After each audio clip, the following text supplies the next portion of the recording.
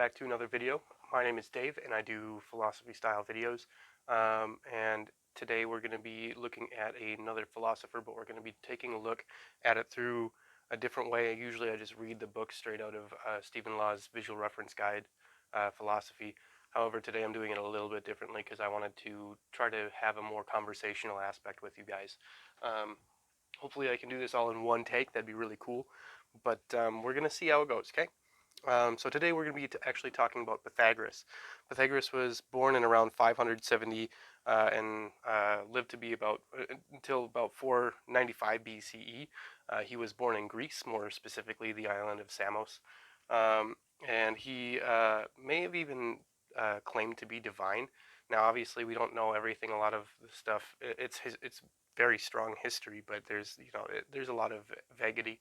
But he may have claimed to be divine, which is, I think, kind of crazy for somebody that's a philosopher of his caliber, especially the things that he's given to philosophy as a whole. One of his big claims to fame is actually creating the deductive method, which is in stark contrast with considering yourself divine, unless you can come up with a really strong argument. I think a lot of your premises will be false. However, he mainly used the deductive method in mathematics. So, like A equals B, B equals C, therefore A equals C, but obviously we can use that in a philosophical sense as well. Um, Coming back to where he claimed to be divine, he actually ran a community in Croton, Italy, and it had some pretty weird rules. A couple of them were like, you cannot eat beans, and another one is that you can't let a swallow share the same roof as you. So, like, you can't let that type of bird, you can't have that as a pet.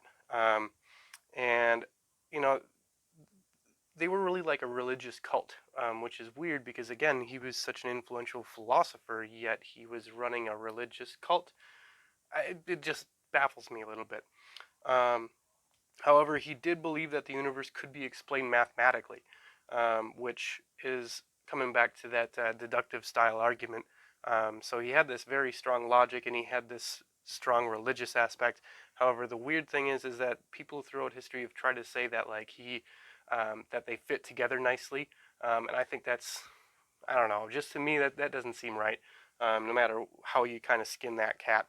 Um, However, he was the forefather to rationalism, which believes math is important in knowledge, along with deductive reasoning, to discern the truth when it comes to metaphysics. So, in other words, he was saying that when it comes to metaphysics, you have to be able to think things through, um, but the world around us can be explained by numbers, and that's where people try to say that he could put the two together and they would work just fine. But I still disagree, um, especially because he says a quote that's attributed to him is "everything is numbers," which if everything is numbers, or all things are numbers, if all things are numbers, how can we possibly say that things in metaphysics can purely be just thought of and done? I disagree with that, but that's who he was. Now, he did believe that intellect is the route to genuine knowledge, and I agree with that. If you're able to deduce things appropriately or inductively, if you can come up with proper logic to proper arguments that have no, if they're infallible in their premises, then I feel like it's a strong enough argument to call it knowledge.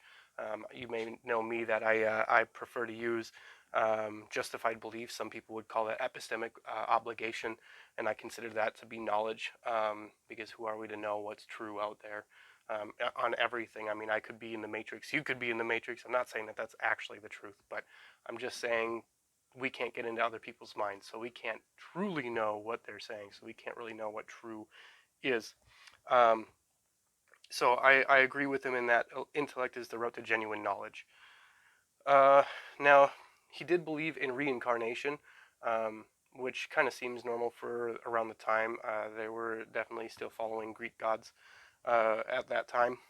Um, but he did believe that to escape the endless cycle of birth and death, you could escape it through living the philosophical life of contemplation. Now, I feel like it's a baseless way to say it, especially because reincarnation itself is something that we can strongly debate on one way or another. So I mean, it's it's kind of an addition to something that's already debatable. So I mean, I'm not going to get too deep into that. Now, one thing that he is known for, and I think this is his namesake, obviously, is the Pythagorean theorem. A squared plus b squared equals c squared on a right triangle. Um, Now, it's said, my professor told me, and I'm not sure if this is entirely true or not because it's debated whether he's been to Egypt, but they say that he figured it out by looking at pyramids or something like that. Or there was another one where like the transitive property or the alternate interior angles was attributed to him as well when he was in Egypt. Apparently, he learned a lot in Egypt, but I don't. There's actually no real talk of whether he was for sure in Egypt or not.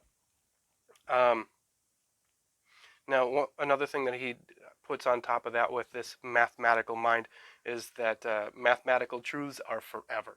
If 1 plus 1 equals 2 today, it will work. It will equal 2 tomorrow. Um, and I feel like, I guess it's not a feeling. It's a matter of linguistics. I think math is a tool that we've created to better understand the world around us. So I can agree with him there, but it's a tool. It's not. Mathematical truths are not necessarily forever. If we die and everything dies in the universe and there is no concept of math anymore, then math dies. So that truth will not be forever. Um, on top of all of this, he didn't just stick directly with numbers and geometry and shapes and stuff like that. He actually used math in everything else that he could possibly find. One example of this is that he discovered the intervals on musical scales are exact arithmetical ratios and felt that everything could be put into terms of numbers, which we kind of see a lot of today. A lot of the stuff that a lot of his philosophical mindset actually is still strongly in use today. Rationalism for sure is one that we really try to strive for. The mathematical part of it is something that we do with like statistics and probability. So it's definitely a thing there, especially if we look at economy, things like our GDP and stuff like that. Um, we're trying to make sense of the world by numbers, and we can attribute a lot of that to Pythagoras. Um, and actually, I was just going to flow into this is that he set in motion the use of numbers to describe the world around us. So if we look around us, we know that the world around us is almost always looked at through the eyes of numbers. If we look at like the GDP, or if we look at scales like he was talking about, or if we look at computers and ones and zeros to mean words and letters, um, we use the world of numbers around us to indicate that. Um, like with binary ones and zeros, especially in a computer, the reason that they use that is to indicate between a switch being on or off. And so it's an example of using these things, numbers, as representations for the world around us. Um, so that's a little bit about Pythagoras. Now, if I compare him a little bit to other philosophers, he's not exactly my favorite. I feel like there's the difference between him being a strong philosopher and a mathematician need to be looked at in senses of not non congruent. They don't seem to work together very well. A lot of other philosophers throughout ages obviously had religious backgrounds. John Locke is a obvious example that we can think of. But the reality is even they still had this sense of we need to prove things this way. However, Pythagoras had these odd rules that he never explained with those rules in his religious cult. So while he may have attributed a lot to what we believe in today, I just can't get my head wrapped around the idea of having that dichotomy of being a metaphysics person that has no rationale, that at least that we can see from at least from what I've read, is that there's no rationale for these weird rules. But then on the flip side, have such strong rationalization to be able to come up with the Pythagorean theorem and all of these other mathematical things that have really set the world to be what it's like today as well. It's really interesting that he can do something like that. In any case, I hope you guys enjoyed this video so far. I have been working on videos like this as much as I can to make them look a lot more presentable and a lot more enjoyable. I still hate editing, so I'm trying to do the best that I can with what will still be fun to me. Um, so obviously there might be a couple hiccups here and there. You'll see me putting my computer down or something like that.